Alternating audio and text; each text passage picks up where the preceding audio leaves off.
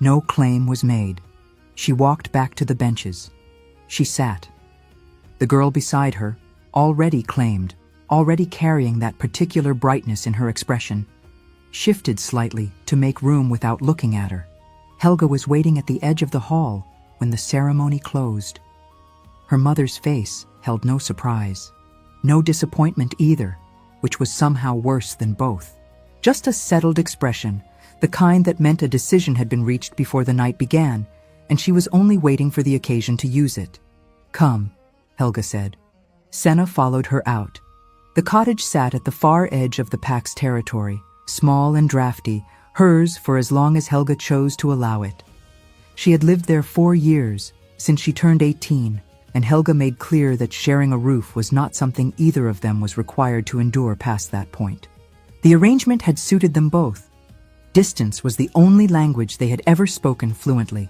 Helga did not come inside. She stood in the doorway with the cold pressing at her back and spoke in the same voice she used to give instructions to the pack house staff. "You have until morning." Senna turned from the hearth where she had just coaxed a flame into existence. "What?" "The pack cannot carry an unmated Omega indefinitely." Helga's eyes moved around the small room without settling on anything. "You have no wolf, you have no mate, there is no position here for you. It is the middle of winter. There are packs to the south. You are not without options. You cannot be serious." Helga looked at her then, fully, directly, in a way she rarely bothered. "You were given every opportunity this pack could offer. You were present at 5 ceremonies. Nothing has changed, and nothing will." Her voice did not rise. It never rose. "I have made my decision. Your decision. You have until morning," Helga said again, and pulled the door shut behind her. Senna stood in the small room with the fire she had just built and listened to her mother's footsteps cross the frozen ground and disappear. She did not move for a long moment. Then she went to the corner where her canvas bag sat folded on a shelf, and she began to pack. She did not take much. A coat, thick wool, one of the few useful things Helga had ever given her without prompting. A knife, her own, kept sharp out of habit. Dried provisions, a water skin, an extra pair of wool stockings she tucked into the bottom of the bag. She had learned young that traveling light was wiser than traveling prepared. Prepared assumed someone was there to help you prepare. She left before the hour turned. The forest north of pack territory was not a road. It was not even a path. It was simply the direction that was not south, and south meant checkpoints, and checkpoints meant an unmated Omega with no papers being held and questioned and possibly sent back to the one place she had no intention of returning to. She chose north. The trees were old here, their canopy pressing down whatever light the clouds had not already swallowed. Snow on the ground muffled her footsteps to near nothing. She moved by touch more than sight, one hand occasionally finding bark to correct her bearing. The cold was manageable for the first hour. Uncomfortable, present, but manageable. By the second hour, it had moved past manageable. It found the gaps in her coat, pressed at the back of her neck, at her fingers through her gloves, at her cheeks where the wind came in sideways between the trunks. She kept moving. Movement was the only answer available. The snow came harder sometime around what she guessed was the 3rd hour past midnight. Came sideways, driven on a wind that had been building for the past 30 minutes and now had nothing to prove. Visibility dropped to a few feet of white in every direction.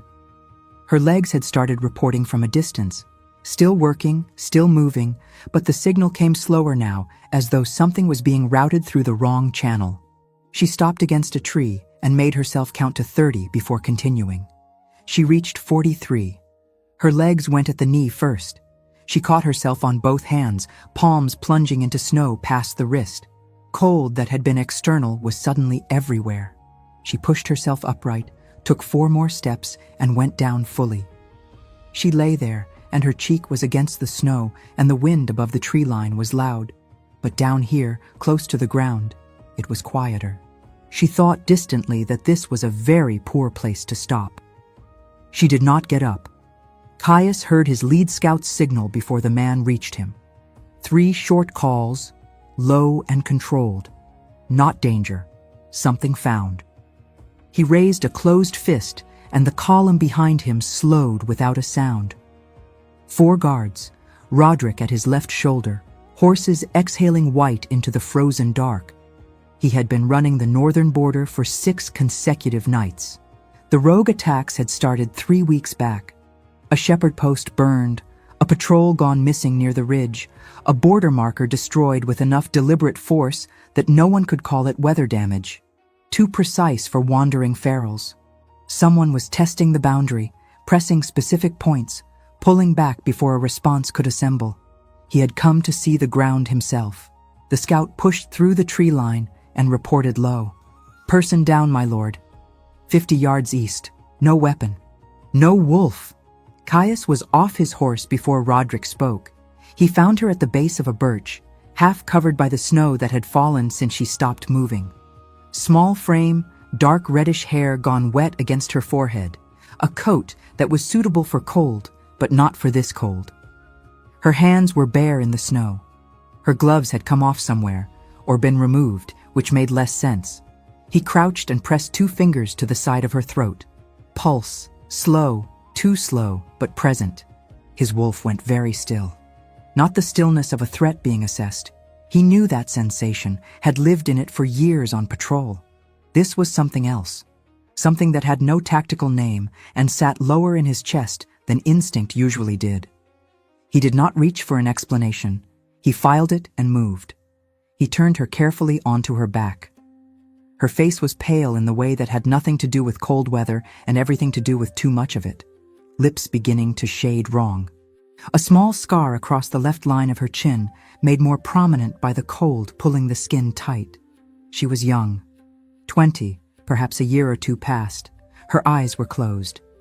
"Alive," he said to the scout behind him. "Get the bedroll from my pack." "My lord." Roderick's voice came quiet and deliberate. "We can send 2 men with her to the way station at the ridge crossing. Get the bedroll." Roderick did not argue a second time. They wrapped her in everything useful. Caius lifted her himself. His wolf settled the moment she was against his chest. A specific, immediate settling that he noted with the same part of his mind that noted everything on patrol, without interpretation, without reaction. He carried her back through the trees to where the horses stood and kept moving. The camp was a half-hour south, a stone shelter from an older patrol route, barely large enough for 6 men and a fire. He put her closest to the hearth, and Weston, who had field knowledge of cold injuries, examined her hands and said she had been fortunate. "Another hour out there," Weston said, "and we'd be having a different conversation." Caius nodded once and moved aside to let him work. She had no documents on her, no pack seal, no travel papers, nothing with a name. Her canvas bag held dried provisions, a water skin, a knife worn smooth at the handle from regular use, and a single extra pair of wool stockings. Someone had packed in a hurry and packed practically. He observed all of it and said nothing. Roderick appeared at his shoulder when the others had settled. "She has no wolf." It was not a question. Every shifter in the camp had registered the same absence. No. On foot. No papers. In the worst storm of the season. Roderick kept his voice low. "That is not a traveling accident." "No," Caius said again. "It isn't." "You want to wait until she speaks. We'll know more when she does." Roderick was quiet for a moment, watching the fire. The rogue pattern tonight. Northern sector, 3rd ridge. They pulled back the same way they always do, right before we'd have visual. I know. Whoever is running them knows our rotation. I know that too. Caius looked at the woman's face, the slow, visible rise of her breathing. "We moved to the palace at dawn. I've seen what I came to see." Roderick turned to him. "The remaining border stretch can wait 3 days." He kept his voice even. "The attacks aren't random, and they won't become random by Thursday. Someone is building to something. I want walls around us when they decide to show what it is." He did not say the other part aloud, that he was not leaving her at a border way station with 2 guards and a question mark where her name should be. That his wolf had been unsettled for months, cold and functional and unsettled, and was not unsettled now, and he was not yet ready to examine what that meant. Roderick asked no further questions. He had worked beside Caius long enough to know the difference between a decision being made and a decision already reached. The camp went quiet. Caius sat with his back against the stone wall and did not sleep. The fire held steady. Outside, the storm had gentled to a moderate snowfall, the worst of the wind spent. Somewhere further along the northern ridge, a nightbird made a single sound and went silent. He thought about the rogue attacks, the precision of the withdrawal timing, the specific locations chosen, always on the boundary lines between his territory and 3 others, always at points that would, if enough pressure was applied in sequence, create a dispute about jurisdiction. Whoever was behind it understood pack law and wanted to use it. He thought about the girl. She had no wolf. He had felt that absence clearly when he first crouched beside her. Every shifter carried a secondary signature, the animal running under the human, and she had none of it. She was Omega by pack designation, which meant she was part of the shifter world, bound to pack law, expected to carry wolf blood even without the ability to shift. The absence of any wolf signature at all was unusual. Not impossible, but unusual. And yet something had made his wolf go still when he stepped into those trees. Not the absence of a threat, a presence. Something pressed low and quiet, and he searched for the word and discarded 3 before landing on the right one. Waiting. He set it aside. She would wake when she woke. She would speak, or she would not. He would know more then. Dawn broke gray and thin between the trees. The woman had not stirred. They broke camp in silence, packed in the practiced way of men who had done it too many times, and began the ride south toward the palace. Caius kept her wrapped in his own riding coat and positioned her across the saddle where the horse's body heat could do what it was built to do. The palace gates were 8 hours south. He did not ride slowly. She woke to the sound of someone moving quietly nearby, the specific careful quiet of a person trying not to disturb. The ceiling above her was stone, arched, higher than any ceiling she had slept under. The bed beneath her was softer than anything she had reason to expect. A fire burned to her left.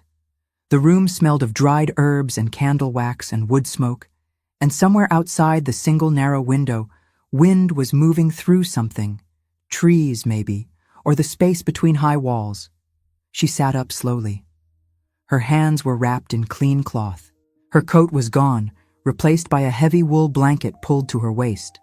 Her boots stood by the fire, dried and placed with the kind of deliberate care that meant someone had thought about it rather than simply dropping them. "Don't rush." The voice came from the far side of the room. A woman, older, with white hair cut close to her head and a face that held the specific patience of someone who spent most of her time watching people be in worse condition than they realized. She was measuring something at a work table covered in small glass containers. "Where am I?" Senna asked. "The palace healing ward." The woman did not turn. "You've been unconscious for most of a day. Your temperature is still lower than I'd prefer. Don't rush." Senna looked at the door. Heavy wood, iron hinges, closed but, she noticed, not barred. "Am I a prisoner?" The woman set down whatever she was measuring and turned. Her eyes were dark brown, unhurried. "You are a guest." For the moment, those two things look similar from the inside. The difference becomes clearer over time. She crossed to the bedside and held out a clay cup. "Drink this. It tastes poor and it matters." Senna took the cup, drank. It tasted of bark and something bitter underneath. "I'm Willa," the woman said. "I manage the healing work here. I'll need your name for the records." "Senna. And your pack?" A pause. "I don't have one." Willa looked at her for a moment without expression. "Your full surname, for the record," Senna told her. Willa wrote it down in a leather-bound ledger without reaction, capped the ink, and moved back to her work table. The palace was larger than Senna had words for, not in the way of something designed to impress, though it did that incidentally, but in the way of something that had grown over a long time, adding to itself as need required, until the accumulation became its own kind of architecture. Corridors connected to other corridors. Stairwells appeared in unexpected places. The kitchens were underground and the grain stores were not, and the great hall could seat 300 and usually sat 50.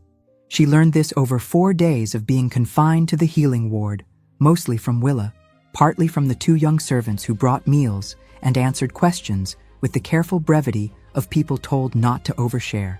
On the 5th day, Willa told her she could move around, within the residential corridors and the lower hall, not the council chambers, not the east wing proper.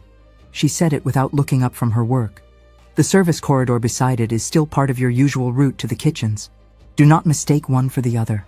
If anyone asks who you are, tell them you are assisting with the healing stores. That will be true enough. And if they ask by whose permission? Mine. Willa finally looked up. That will also be true enough. Senna thought about asking the larger question, why she was here, what was expected of her, what it meant that the Alpha King had carried her personally through a snowstorm and brought her into his walls without assigning her a function or a destination. She thought about it and did not ask. The question felt too large for a room this small. She would learn more by watching than by asking. And she had always been better at watching. She took the assignment and went to work. The work was real. The healing stores needed cataloging. Willa's system made sense to someone who had built it over 30 years and made very little sense to anyone else. Senna spent 3 full days learning the logic of it before she stopped reaching for the wrong shelf. Dried herbs organized not by name, but by use sequence. Tinctures grouped by the condition they treated, not the ingredient they contained. A separate locked cabinet for anything that required Willa's direct authorization, which turned out to be a broader category than expected. Why is gold thread locked? Senna asked on the 2nd day. Because it cures and kills within 3 drops of each other, Willa said. Most healers can manage that margin. Some can't. I prefer not to find out which category someone falls into after the fact. Senna filed that. On the 4th day of working in the stores, she was moving through the long corridor that connected the healing ward to the lower kitchen when she stopped. She had not heard anything. There was nothing to stop for. The corridor was empty, torchlit, exactly as it had been for the previous 40 seconds of walking. But she knew Willa was around the corner, not from a sound, not from a footstep or the rustle of fabric. Something else, something she had no name for. A certainty that arrived before any evidence did. The way you know a room is occupied before you open the door, except sharper, more specific. It was Willa. She knew the particular fact of it the way she knew the backs of her own hands. She stood there for a moment. Then Willa came around the corner carrying a tray, saw her standing in the corridor, and said, "Good. I was about to send someone to find you." Senna said nothing about what had just happened. She took the other side of the tray, and they walked back together. She saw the Alpha King for the first time on the 6th day. Not to speak to. From a distance, a gallery above the lower hall, where she had been sent to retrieve a specific measuring tool Willa claimed to have left there. The hall below was active with what looked like an arbitration of some kind. 2 men arguing their case to a council of 4, and Caius seated at the center of the long table. She had constructed an image of him from the fragmented dark of the night she barely remembered and the things Helga's household had said about the king for as long as she could recall. That image was useful and almost entirely wrong. He was younger than she had expected. Not young. There was nothing of youth in the way he held a room, in the specific quality of attention he gave to the men speaking, in the way the council deferred to him without theater because the deference was simply accurate to the actual weight in the room. But younger than the figure she had assembled from years of second-hand contempt. He was not performing authority. He had it. She stayed longer than the task required. One of the men below raised his voice. His hands came up in a gesture that crossed the boundary between emphasis and threat. The hall did not react. Caius did not react in any visible way. He simply looked at the man, and the man's hands came down, and the voice came down with them, and whatever point was being made was made at a lower temperature than it had started. Senna picked up Willa's measuring tool and left. She did not know what to do with what she had seen. The figure Helga's household had described, cold, self-serving, a king who used pack law as a personal instrument, was not what sat at that table. She understood that performance existed. She had grown up watching Helga perform warmth for pack elders, and she knew exactly what it looked like. This was not that. This was something she had no category for yet. She gave it space. She kept working. She watched. Roderick found Caius after evening council. He waited until the last of the advisors had cleared the corridor before he fell into step beside the Alpha King and kept his voice below the ambient noise of the palace settling into night. "The surname," he said. "Senna's." Caius kept walking. "You found something." "I knew it from somewhere. Took me 3 days to place it." Roderick drew a folded piece of paper from his inside coat. "There are records in the palace archive from your father's time. A pact to the north put forward a formal proposal for political alliance, a bonding contract, pack merger terms, the usual mechanism. Your father declined. Strategically sound decision, nothing personal in the correspondence." Caius took the paper, read it, read it a second time. "The woman who made the proposal. Aurea," Roderick said. "Same surname as the girl in your healing ward." A pause. "The pack that cast her out in a snowstorm," Caius said, not as a question. "Her mother's pack, yes." Caius folded the paper. He stood in the corridor for a moment with the sound of the palace around him and nothing on his face that gave anything away. "She doesn't know," he said. "I'd say almost certainly not. The way she talks about that household, what I've gathered from Willa. She was raised in it, not educated by it. Someone decided what she needed to know, and made that decision badly. Does Willa know what you found?" "Not yet." Caius was quiet. His jaw moved slightly. A habit Roderick had learned years ago meant he was working through the geometry of something, mapping out which move created which consequence. "Leave it for now," Caius said finally. "I want to understand what she knows before I hand her something that will change every piece of it. If she's been told a version of that history, I want to know which version. And in the meantime?" "In the meantime, she is working with Willa and causing no trouble." He handed the paper back. "Archive that properly, not with the general records." Roderick took it. "The rogue pattern last night, Eastern Ridge, second crossing." "I know. It's still moving. It will keep moving."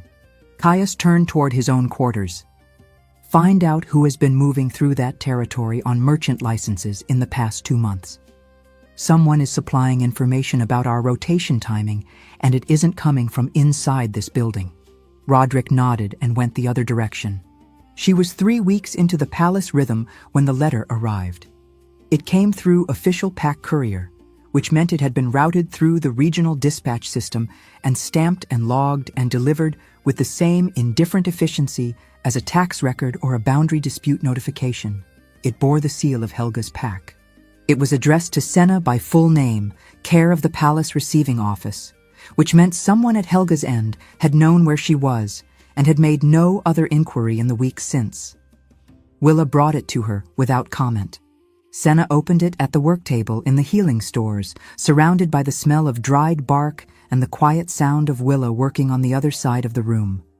It was short, formally structured. The Pack Record Bureau used a specific language for this kind of document, and whoever had drafted it had used that language without deviation. It stated that the formal bond between Senna of the Pack and the Pack Collective was dissolved, effective the date of dispatch. It cited the relevant provision of Pack law that governed such dissolutions, voluntary departure under census period, which was not precisely what had happened, but was the provision that created the least administrative complexity. It bore Helga's signature at the bottom, written with the same steady hand she used for everything. There was no personal note, no additional page, no postscript. Senna read it twice, set it on the work table, looked at the far wall. She had known, in the part of her that tracked practical realities, that this was the likely conclusion. That Helga would want the matter clean. That clean, to Helga, meant documented and closed, with no thread left for someone to pull on later. The letter was perfectly consistent with everything she knew about her mother and nothing in it was a surprise. And yet, she sat with the paper in front of her and the fire to her left, and Willa moving quietly on the other side of the room, and she felt nothing she could name cleanly. Not grief, or not grief exactly. More the sensation of a door closing in a room she had already left, except that she had not quite realized until this moment that some part of her had been listening for it to open again. That part was done listening. She folded the letter, put it inside the ledger cover where she kept her few personal documents, returned to the herb she had been sorting before Willa brought the envelope. Willa said nothing. Senna did not want her to.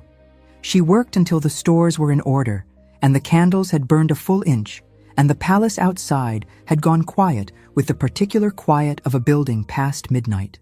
Then she cleaned her work surface and went to her room and lay in the dark with her hands flat on her sternum and the ceiling above her very still and high. The window showed a narrow strip of sky. The clouds had cleared sometime in the past hour, and a few stars were visible, cold and remote and utterly indifferent. She thought about Helga's handwriting. Steady even, exactly the same as it always was. Nothing in it had trembled. Nothing in it suggested the pen had paused. She turned onto her side. She did not sleep for a long time, but she did not cry, and she was not sure, lying there in the dark, which of those two facts told her more about who she had become. 3 weeks had passed since the letter. Senna had stopped counting the days somewhere around the second week, when the rhythm of the palace had become familiar enough that time stopped announcing itself. She rose before the healing ward needed her. She worked alongside Willa until the stores were in order. She ate in the small room off the kitchen where the lower staff took their meals, and she listened to the conversations around her without contributing much and learned more than anyone realized she was learning. She was good at that. She had been learning how to survive by listening longer than anyone expected. The work had given her something she had not expected to want, a reason to be in a room that had nothing to do with anyone's permission. Willa had begun asking her opinion on things, quietly, without ceremony, in the manner of someone who had decided the opinion was worth asking for and saw no need to announce that decision. Which herbs had replenished? Whether the apprentice from the lower kitchens was ready to be trusted with the fever tinctures. Whether a particular patient in the second ward was improving or merely less visibly unwell. Senna answered each question as precisely as she could. She was usually right. She noticed that too, and filed it away with the corridor incident from 2 weeks back. The certainty that had arrived before the evidence, the specific knowledge of Willa's presence before any sound gave her reason to know it. There had been 3 more moments like it since. Small, easy to rationalize, not quite possible to dismiss. She did not know what they meant. She kept working. The summons came on a gray morning when the clouds sat low against the peaks and the courtyard outside smelled of coming snow. Willa found her in the stores and spoke without preamble. "Pack your kit. We leave within the hour." "Where?" "A village at the northern border. 3 days' ride." She was already moving, pulling specific things from specific shelves with the efficiency of someone who had done this before. Fever sickness started 2 weeks ago. 2 dead, more symptomatic. The village falls under the king's direct territory, and the rogues have been active enough in that stretch that the regional healer won't travel without an escort. She handed Senna a bundle of wrapped cloth. "Which means we travel with the king's escort." Senna took the bundle. "Is that a problem?" Willa asked, reading something in her expression. "No," Senna said. She went to pack. The riding party was 10, Caius and Roderick at the front, 6 guards in formation, Willa and Senna at the center of the column, where the horses' combined body heat created a corridor of relative warmth. The road north was stone-paved for the first hour and became hard-packed dirt after the second bridge, and the cold that had been manageable in the palace courtyard found new ambitions in the open country. The first day passed in near silence. The second opened differently. They stopped at midday to water the horses at a stream that ran clear despite the cold. Senna climbed down from the saddle and went to refill the water skins. When she turned back, Caius was beside her. Not by design, or not obviously by design. He was checking the front horse's left foreleg, which had been favoring slightly since morning. and the stream bank was simply where that work happened. But the space between them was closer than it had been in the 3 weeks she had moved through his palace, and neither of them treated that closeness as accidental once it was there. "How is the work with Willa?" he asked. She looked at him. He was watching the horse's leg, pressing carefully along the cannon bone. "It's useful," she said. "She tells me you have an instinct for it." "She told you that?" "Willa tells me most things." He moved his hand up to the knee joint. "She says you have a specific aptitude for assessment, that you see what's wrong before the examination confirms it." Senna was quiet for a moment. The stream ran over stones behind her. "It started recently," she said. "The past few weeks. I'm not sure what it is." He was still focused on the horse's leg, but something shifted in his posture. A stillness, different from his ordinary stillness. "It will develop," he said. "If you let it." "You say that, as if you know what it is." "I have a theory." He straightened and looked at her for the first time since he had come to stand beside her. The amber in his eyes was very direct in the flat winter light. "I could be wrong." She waited. "You've been under significant strain for a long time," he said. "That kind of pressure can suppress things. When it lifts—" He stopped. "As I said, a theory." He moved back toward the front of the column. Senna stood at the stream bank and turned that over in her mind for a long time before she remounted. The village was smaller than she had expected, and harder than she had expected. The sick were in the communal hall, 8 of them, ranging in age from a child of perhaps 6 to a man well past 60. The 2 deaths had been at the extremes of that range. The remaining 8 were in varying stages of the same progression. High fever, difficulty breathing, the particular stillness of people conserving every available resource for the work of staying alive. Willa assessed the room in 3 minutes and began directing. Senna followed instructions and then began anticipating them, moving to the next task before Willa called for it, and Willa noticed but said nothing beyond a brief glance that contained its own acknowledgement. The child was the most critical. 6 years old, red-haired, too still in a way that the other sick were not. Senna sat beside her for an hour while the tinctures worked and watched her breathing and counted the intervals. The child's mother sat on the other side, not speaking, her hands gripped around each other. Senna stayed there longer than Willa strictly needed her to stay, because once she had given the woman that assurance, she could not simply vanish from the room as if the promise had belonged only to the moment it was spoken. "She's fighting," Senna said. The woman looked at her. "The interval between breaths is lengthening. That means the fever is breaking, not winning." Senna kept her voice level. "She's fighting." The woman looked back at her daughter, and her grip on her own hands loosened by a fraction. Senna stayed through the afternoon. They made camp at the village edge that night. The guards arranged a perimeter with the quick efficiency of men who ran border patrols regularly, and the fire was built in a stone ring that had clearly been used for the same purpose before. Caius was reviewing something with Roderick on the far side of the fire when the sound at the tree line stopped Senna cold. She was crossing from the supply cart to the fire, and she simply stopped walking. Nothing. No sound. That was the problem. The birds that had been active in the canopy for the past hour had gone silent all at once, and the texture of that silence was wrong. "My lord," she said. Caius looked up. "Something in the trees." She did not know how she knew. She knew. East side. 50 yards, maybe more.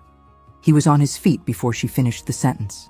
His hand came up, and 3 guards moved without sound to the eastern perimeter. Roderick's hand went to his blade. 15 seconds of nothing. Then the trees gave up a shape. A young man, perhaps 16, scrambling through the underbrush with the panicked incompetence of someone who had not intended to be found. He came out of the tree line with both hands raised, shaking, and identified himself as a villager's son who had been checking a snare line and lost track of the time. Roderick interrogated him briefly and released him back toward the village. The guards stood down. Caius said nothing for a moment. Then he looked across the fire at Senna with an expression she could not entirely read. "How did you know?" Roderick asked. "The birds," she said. Roderick glanced up at the canopy. I didn't hear anything. No, Senna said. That was the point. Roderick looked at Caius. Caius looked at Senna for another second, and then turned back to the map he had been reviewing, and whatever passed between them in that second went unspoken and was somehow complete anyway. They were back at the palace in 2 days. The sick child was improving when they left. Willa had left a full supply of the tincture with written instructions, and the regional healer had arrived that morning, mollified by the escort, and had taken over the case with professional competence. Senna had watched him work and catalogued what he did differently from Willa, and asked one question that he answered in more detail than she had anticipated, which told her he had been waiting for someone to ask. The ride back was faster. The road was familiar now, and the horses moved with more purpose than they had on the way out. On the second day, somewhere between the second bridge and the palace gates, Caius rode back through the column and settled his horse alongside hers for a quarter of an hour without particular reason. They talked about the sick child, and then about the fever pattern in the village, and then, at some point, about something neither of them had initiated. She mentioned that she had taught herself basic wound care from a borrowed book at 15, the only medical text in Helga's household, a practical manual with half its pages water-damaged, and he told her that Willa had refused to accept the first healer the palace sent and had trained her own replacement, which had initially been considered insubordination and had eventually been recognized as foresight. Neither of them said anything meaningful. That was not the point.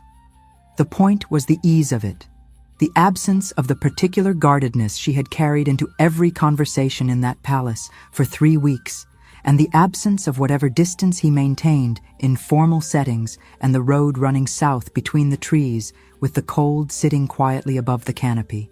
She noticed the ease. She put it away. Willa found her the day after they returned. It was late afternoon, and Senna had been back in the stores for 6 hours, running through the inventory with the systematic attention the time away had made necessary. Willa came in with her coat still on, which was unusual, and said, "Come with me." She led Senna through 3 corridors she had not used before, down a stairwell that appeared behind a door she had assumed was a storage closet, and into a section of the palace that smelled of old paper and lantern oil and the specific dry cold of a room that was kept at a stable temperature regardless of season. The archive. It was not large. Metal shelving, floor to ceiling, densely packed with ledgers and folded documents and bound correspondence organized by reign and year and category. A work table in the center, 2 lanterns already lit. "I have access here as senior healing staff," Willa said. "The records from the healing stores go back 200 years. You'll need to understand the historical context for some of the older remedies." She moved to a specific shelf, found a ledger, placed it on the table. Especially the fever treatments. The current methods were adapted from older protocols around the time of the previous king's reign. Senna sat at the table and opened the ledger. The fever protocols were there, detailed, clearly organized, exactly what Willa had promised. She read for an hour while Willa worked at the other end of the table, cross-referencing something in a separate volume. She reached the section on regional fever strains and found it cross-referenced to a separate bound file of correspondence. The notation said it related to a Northern Pack's documented outbreak 30 years prior, treated under the previous king's territorial authority. She pulled the correspondence file. The fever documentation was there, thorough and useful.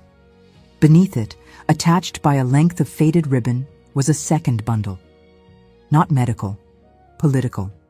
A formal proposal of alliance, the pack name at the top, the terms laid out in the careful language of official negotiation.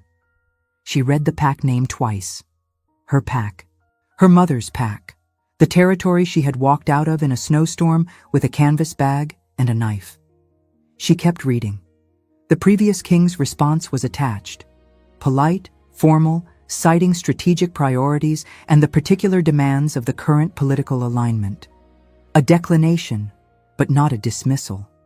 The tone was measured, the language respectful, the refusal grounded in logistics rather than judgment. Then the second letter from the pack. The tone had changed. Then a third. She was 4 letters deep when Willa said quietly, "The light is going."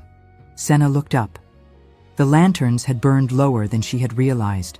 "Take what you need," Willa said. She was not looking at Senna. She was closing her own volumes with the careful deliberateness of someone giving another person a moment to think.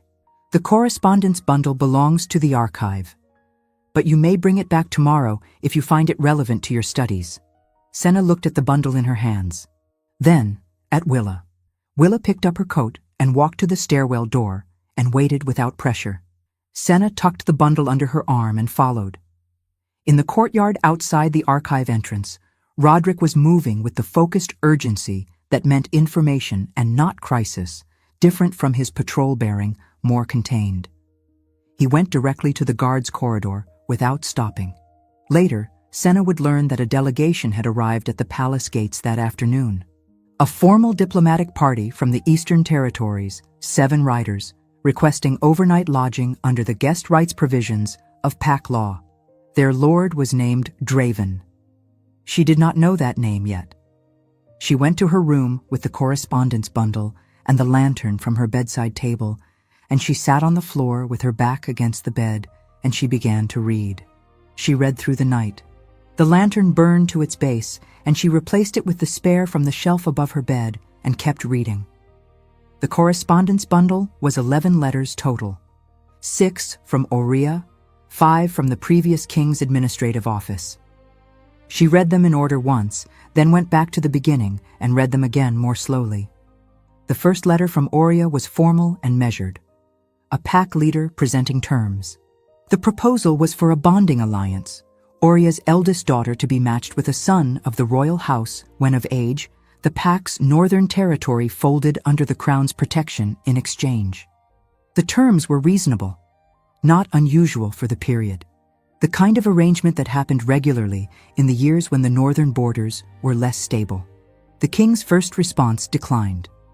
Not harshly, in the specific careful language of a refusal that wanted to leave the door open for other forms of negotiation. It cited existing treaty obligations that made a formal bonding contract complicated and offered an alternative, a trade agreement, territorial recognition, no bonding clause required. Aurea's second letter had a different temperature. Not hostile yet, but reading it against the first, the change was unmistakable. The request had been interpreted as rejection, the alternative offer as insult. The language of the letter reached for dignity and landed somewhere closer to wounded. She wrote of her family's standing, of what had been offered and what had been refused, of what it meant for a woman in her position to have extended a formal proposal and received a trade contract in return. The third letter dropped the pretense entirely. She read it twice. Aurea had decided, somewhere between the second letter and the third, that the refusal had been personal, that the king had looked at her family, at her, and found them insufficient. The letter said this plainly, in words that had the particular force of something a person had told themselves many times before committing it to paper. It talked about what the crown owed families who held the northern borders, about respect, about what it meant to be dismissed. The king's third response was brief and final. It acknowledged receipt of the correspondence and noted that the matter was considered closed. There were 3 more letters from Aurea. None of them were answered. Senna sat on the floor with the last letter in her hands and looked at the far wall. She had been 4 years old when Aurea died. She had no real memory of her, only a carved impression from the things that had been said afterward, always in the tone reserved for founding figures, for people whose decisions had shaped the shape of everything that came after. Aurea had been proud. Aurea had been wronged. The king's family had looked at their pack and found them wanting, and everything they had suffered since could be traced to that root. She had grown up watered by that story. The letters in her hands were 11 pieces of paper. They showed a woman who had proposed an alliance and been refused on practical grounds and had decided, over the course of 3 unanswered letters, that the refusal meant something it had not meant. Who had built an architecture of injury from a door closing for reasons that had nothing to do with her? Who had passed that architecture to her daughter as doctrine and to her daughter's daughter as though it were inheritance? Helga had not invented any of it. She had simply accepted it whole and aimed it downward at the one person in reach. Senna set the last letter down. She was not sad. She had expected sad, or something adjacent to it, the same hollow anesthesia that the letter from Helga had produced. This was not that.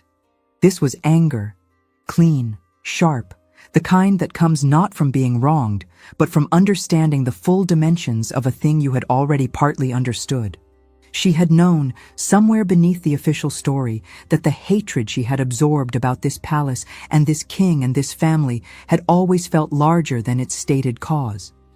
She had felt her entire life the exhaustion of carrying a grievance that did not belong to her. Now she knew why. She had been expelled into a winter storm, alone, over a slight that had not happened the way she was told, over a letter a dead woman had misread decades before Senna was born. She put the correspondence back in order, tied the ribbon, and set the bundle on the shelf. Then she lay down on the bed without removing her boots and stared at the ceiling until morning came. She did not go to the healing stores. She went to the Great Hall instead, which was not her territory and which she had no assigned reason to enter. She stood at the side entrance and watched the morning council assemble. 6 advisors, Roderick standing to the right of the long table, Caius at the center. And at the far end, newly seated, a man she did not recognize. He was broad-shouldered and dark-haired, older than Caius by several years, with the particular ease of someone who had never once been uncertain of his welcome in a room. He was watching the council proceedings with polite attention and a very slight smile that suggested the attention was not genuine. He caught her looking. She moved back into the corridor. Willa told her his name that afternoon without being asked, in the manner of someone who had decided the information was relevant to Senna's well-being. Draven, Willa said, not looking up from the shelf she was reorganizing. Alpha of the Eastern Territories. He has come twice before in the past 4 years. Both times under diplomatic grounds. Both times Roderick has found reasons to shorten the visit. What does he want? He always says trade routes. Willa moved a glass container to a different shelf. Roderick believes he wants a seat on the Northern Border Council. The king does not intend to give him one. Senna processed this. He looked at me, she said. Willa turned. Her expression was not alarmed, but it was not unconcerned either. Where? The hall, this morning. Willa was quiet for a moment. Stay in the familiar corridors. Do not go into the East Wing itself without me or Roderick knowing. The service corridor beside the annex is still acceptable, but keep moving and do not stop there if you can avoid it. She was in the East corridor that connected the healing ward to the lower hall, familiar ground, her regular route, when Draven appeared. Not from ahead, from a doorway to the left that she had always passed without attention, a narrow service entrance that connected to the council annex. He came through it and stopped, and the specific quality of the stop told her it was not accidental. You're the girl the king brought in from the snow. His voice was conversational, curious, almost friendly. I heard the story. Remarkable thing being carried personally. He doesn't usually do that. Senna did not stop walking. He doesn't usually do much that's personal, Draven continued, falling into step beside her with the ease of a man who assumed the direction of motion was his to decide. Which makes you interesting. What is it about you specifically? I don't know, she said. I don't think about it. You should. He was not touching her, not blocking her path, maintaining just enough appropriate distance that nothing about the encounter was technically wrong. A woman with no pack, no formal status, no documentation, you're in a difficult position. Positions like that tend to shift depending on the interest of whoever's keeping you comfortable. She kept her pace. I only mean, he said, voice still easy, that if the king's interest changes, your situation changes.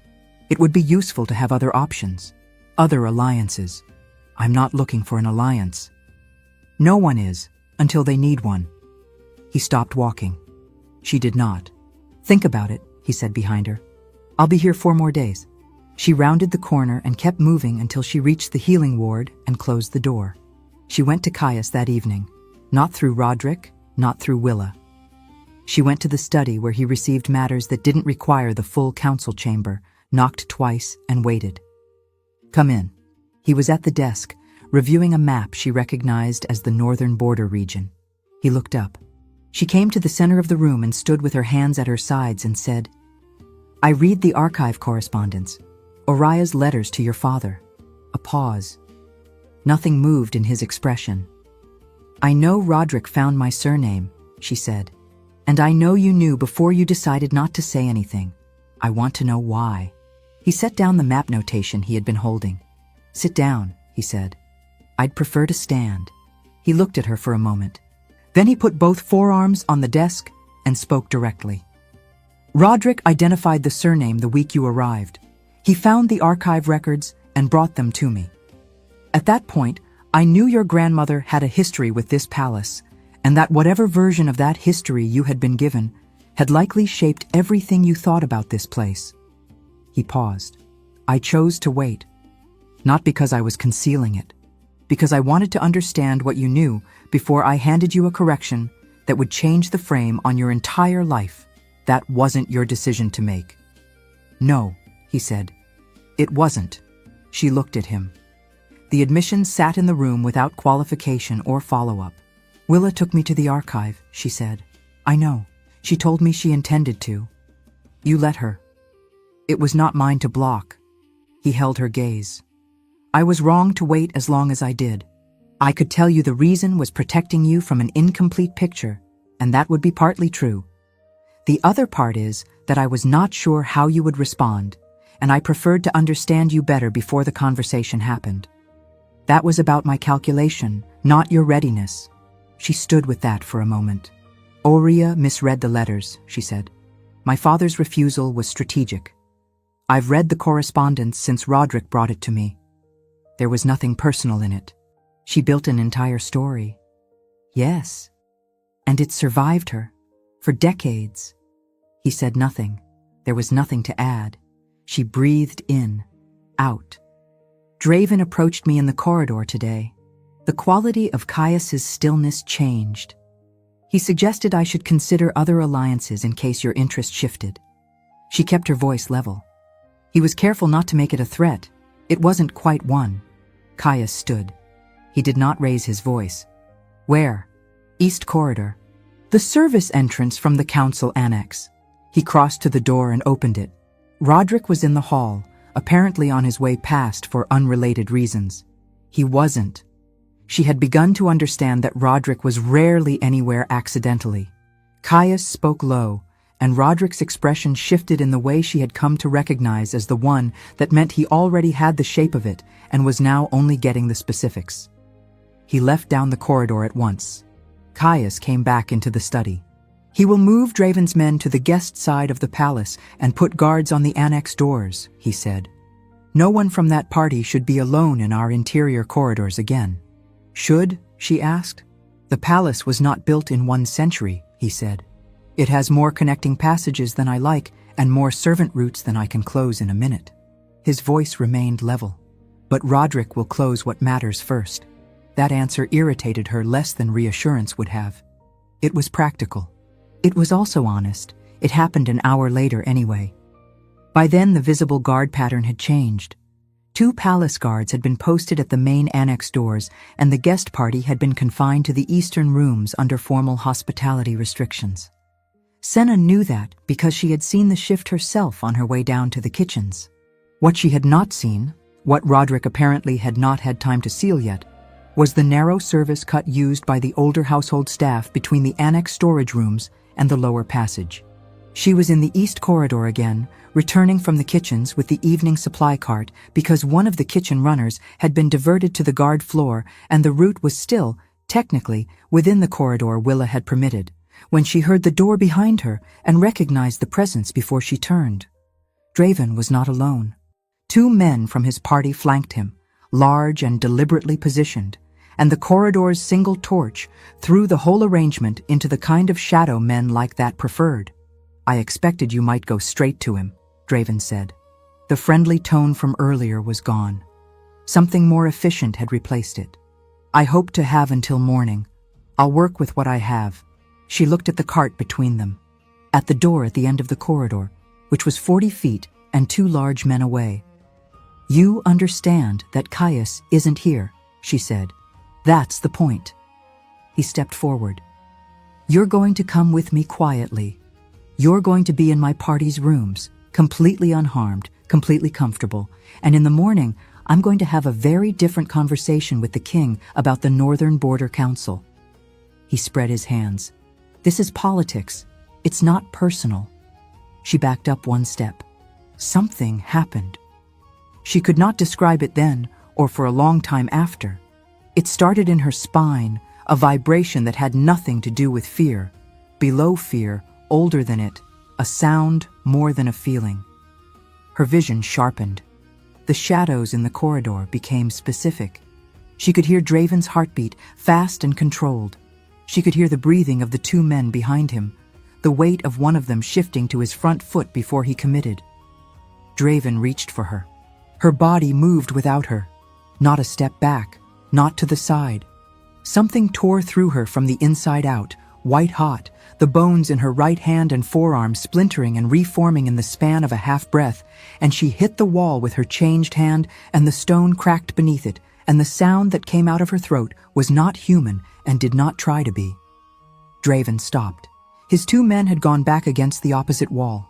The cart lay on its side between them, spilled across the stone floor, and she had not touched it. The vibration had.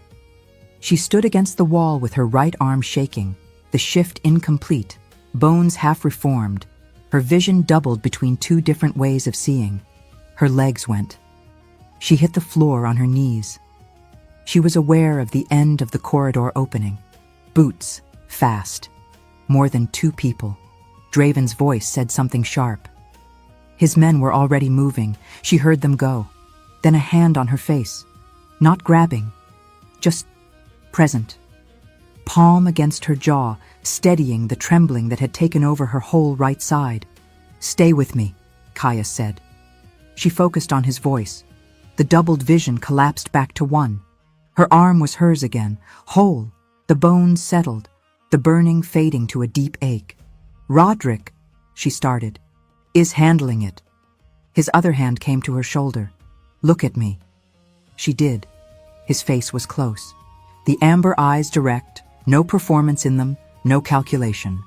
Just him, fully present, the way she had seen him be with the men who brought him problems in the courtyard.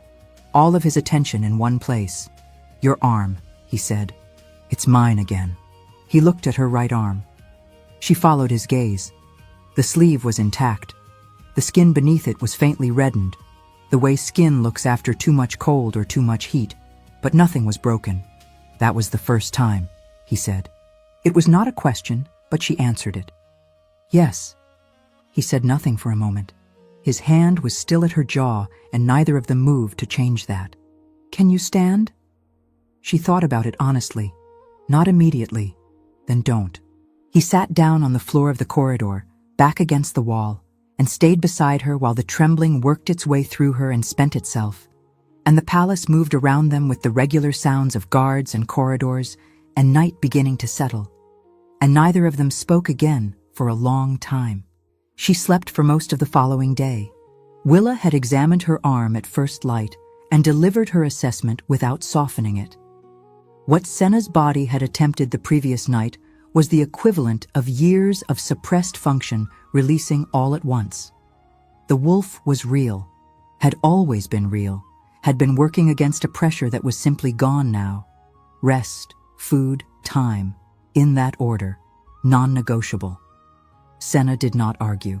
She lay in the room off the healing ward and looked at the ceiling and ran the previous night through her mind with the same methodical patience she applied to everything she needed to understand. The shift had not felt like something new arriving. That was the detail she kept returning to. It had felt like something already present, finally being allowed to move. The wolf, on the other side of whatever door had held it back, was not a stranger. It was older than her, more patient than her, and had apparently spent years waiting with a composure she had not managed herself. She flexed her right hand. Normal. No ache, no residual heat. Willa came in mid-morning with tea and the organized expression she wore when she had already sorted the information she was about to deliver. "Roderick confirmed it this morning," she said, setting the tray down. The rogue attacks, the patrol rotation knowledge, the withdrawal timing, it came from Draven's merchant licenses. 2 years of licensed passage through the northern border gave his people enough geographic access to map the schedule precisely. "He was directing them," Senna said. "Paid contractors, not ferals, pressed at specific boundary points to create jurisdictional friction. The end goal was a seat on the Northern Border Council, positioned as the neutral mediating authority once the friction became formal dispute." Willa poured the tea. "Without Caius's agreement, which he would never have given voluntarily. What happens now? Caius goes to the Northern Crossing directly, dissolves the arrangement without Draven present to manage the narrative. Without financing, the rogues disperse." Willa sat. "He leaves at dawn." Senna looked up. "Your presence at that crossing," Willa said, "is not a military matter. I think you know what it is." She found Roderick in the guard corridor that afternoon.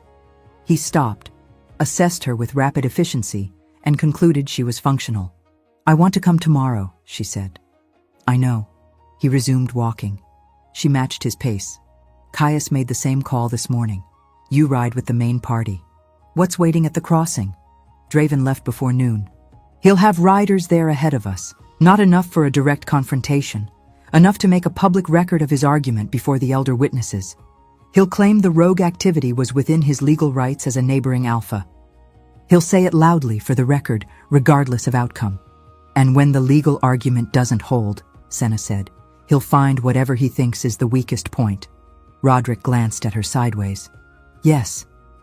She thought about the corridor, the 2 men, the door, 40 feet away. "He'll try to use me again," she said. "He already tried that once." Roderick stopped in front of the guard room and turned to face her. "Here is what I'll say once and not repeat. You stood in that corridor last night with 2 trained men between you and the door, and you did not break. Tomorrow, remember that you already know what you do under pressure." He went inside. Senna stood in the corridor for a moment, then went to pack. They left at dawn. Full company, 12 guards, Roderick, Willa, and Caius at the front, with the bearing he carried when a situation had real weight behind it. Not different from his usual presence, just more concentrated, the way a fire is more itself in cold air. The road north was familiar now. The stone paving that gave out after the second bridge. The old forest pressing close before the border territory opened. She had ridden part of it once already, and it felt shorter this time, the landmarks arriving before she expected them. The crossing itself lay on a faster cut of the northern road than the Fever Village, closer to the palace and better maintained for patrol traffic. They reached the northern crossing by midday. Draven was already there with 8 riders, arranged at the near side of the crossing marker, with the particular positioning of men who wanted to appear settled without appearing aggressive. The elder witnesses stood to the side, 4 of them, senior rank, carrying record ledgers and the careful neutrality of people present to observe rather than intervene. Caius brought his horse to the crossing marker and stopped. "My Lord King." Draven's voice carried without effort in the cold, open air. "I had hoped this might be resolved without requiring a full escort." "The border matter is resolved," Caius said. "Your merchant licenses have been suspended pending council review. The patrol rotation has been restructured. The rogue contractors dispersed when the payment source was identified and closed." Strong accusations. Documented ones. Roderick opened the correspondence case across his saddle.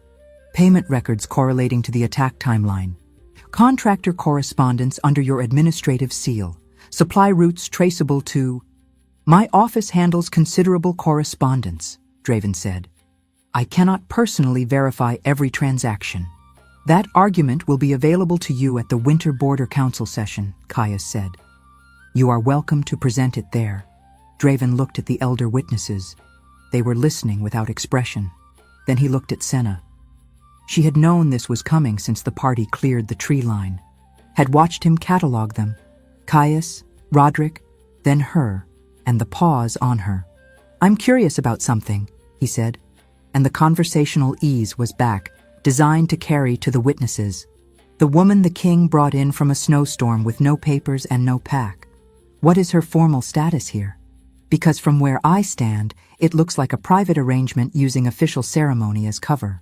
The elder witnesses were still listening. Senna moved her horse forward. Not far. Enough to be clearly seen. She stopped at Caius's right shoulder, not behind the party, not at the margins of it. Beside him. She looked at Draven and held it without looking for anything to say. 3 seconds. 5. Draven's ease held, then held less easily.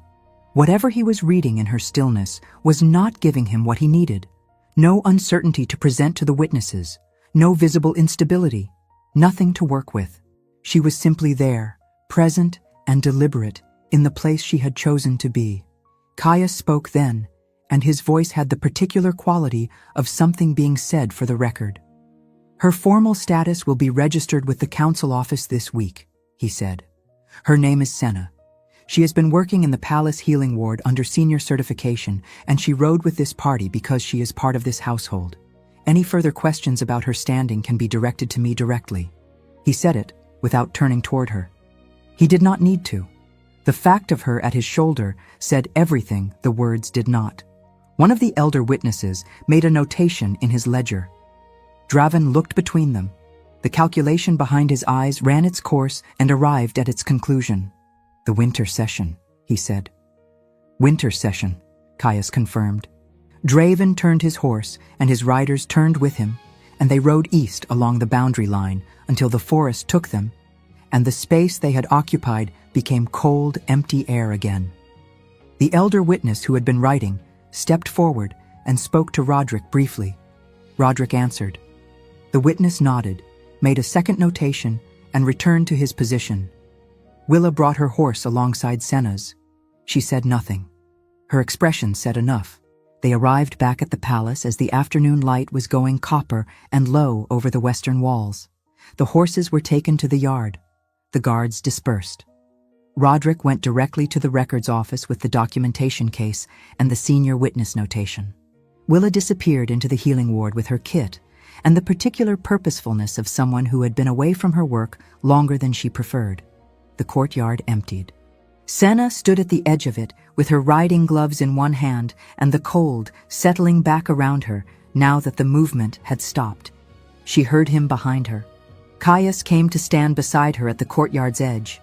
Not close enough to crowd, not far enough to be formal. He looked out at the same stretch of stone and fading light she was looking at. For a moment, neither of them spoke. There was no task in front of them. No crisis, no movement, no negotiation requiring resolution. For the first time in the weeks she had been inside these walls, there was simply the evening and the two of them standing in it without anything pressing them forward. The witness notation, she said. What he wrote down. It will stand as part of the crossing record. Draven cannot dispute it at the council session without disputing the witness's account directly. She nodded slowly. Part of this household. It was accurate. She turned to look at him. He was already looking at her. Had been, she thought, for longer than the moment she turned. The mate bond had been present for weeks. She understood that now, with the same clarity, she understood her own heartbeat. It had been there in the stream bank conversation, in the floor of the border camp corridor, in the corridor outside the healing ward after the shift. She had been calling it something else, awareness, attention, the particular quality of a room when he was in it. She had been precise about everything in her life, except this. You knew, she said, what I was to you, before you knew my name. My wolf knew, he said. I was slower. How long did it take you to catch up? Something moved in his expression. Not quite a smile. The thing underneath where a smile comes from. The moment you told Roderick the birds had gone quiet, he said. Not because you were right, because of how you said it. She thought about that night. The firelight, Roderick's upward glance at the canopy, her answer. Because that was the point. I've been angry for a long time, she said. It came out simply, without needing to be larger than it was. At Helga. At Oria's story. At all of it. I walked out of that forest and into your walls still carrying most of it. I know. I'm not carrying it the same way anymore. I know that too. She looked at him for a long moment. The amber of his eyes was steady in the low copper light, and there was nothing in his face that was managing the moment or calculating its outcome. He was simply there, the way he had been simply there on the floor of the corridor while she stopped shaking, while she put herself back together, one breath at a time. She had not been looked at like that before, as though the looking itself was the point. "The records office," she said. "When Roderick files in the morning, whatever you want the record to say." "Something true," she said. "What's true is that I'm not leaving." He did not move toward her. He did not need to. Something settled between them in the space where distance had been. Not closed, not rushed, but different from what it had been that morning, and both of them knew exactly what it was. "Then the record will say that," he said. She went to the archive the following morning. The door behind the storage stairwell, the lantern oil and old paper smell, the shelving running floor to ceiling, the correspondence bundle where she had left it on the work table, tied with its faded ribbon. She picked it up, carried it back to the shelf under the previous King's notation, Northern Pack Correspondence, Decade 3, slid it into the gap between the two ledgers that flanked it. She stood back and looked at the shelf. 11 letters. A proposal, a refusal, and 9 letters written from a wound that had nothing to do with the wound it claimed. 2 generations of a story that had been wrong before it was ever told to her. She had walked out of a snowstorm, carrying it like it was hers. She left it on the shelf where it belonged. Willa was in the corridor when she came back up the stairwell. "Arm," Willa said by way of greeting. "Fine. I'll be the judge of that. Come to the stores." She turned and walked. "Roderick filed the border record this morning. Your formal status is registered. Healer's assistant, full palace access, secondary notation open per my recommendation." Senna fell into step beside her. "Secondary notation. For whatever comes next." Willa said it without inflection, which was how she said most things that mattered. "The wolf will need work. The first shift is only the beginning. It won't be comfortable, and it will not happen on a schedule you control." "I know. You don't yet." Willa pushed open the door to the healing stores. "But you will." The room smelled of dried bark and wax, and the specific order of a system that had been built by someone who understood both the work and the patience the work required. Senna's corner of the work table was where she had left it. The inventory ledger, open to yesterday's page. A bundle of dried herbs half sorted, waiting. She sat down and picked up where she had stopped. Through the high, narrow window above the work table, the morning was clear and cold and bright. The sky, the particular hard blue that only came after weather had moved through and spent itself completely. She had come through a snowstorm with a canvas bag and a knife and a name carrying 30 years of someone else's war. She still had the knife. The name was hers now, clean and uncomplicated, with nothing underneath it but what she had put there herself. She opened the ledger to a new page and began to write.